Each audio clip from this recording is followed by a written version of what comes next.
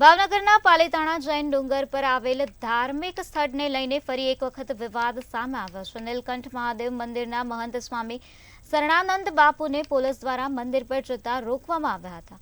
જોકે આ ઘટનાનો વિડીયો વાયરલ કરવામાં આવ્યો અને પાલીતાણાના પીઆઈ પીબી જાદવ પર લગાવ્યા છે ગંભીર આક્ષેપો. જેમાં પાલીતાણા ટાઉનના પીઆઈ જાદવની સૂચનાથી સનાતનની સાધુ સંતોને મંદિર પર જતા રોકવામાં આવી રહ્યા હોવાના આરોપ લાગી રહ્યા છે. જોકે મંતવ્ય ન્યૂઝ આ વિડીયોની પુષ્ટિ કરતું નથી. પરંતુ આજે મેં ખુદ મારા રૂબરૂ મેં જોયું.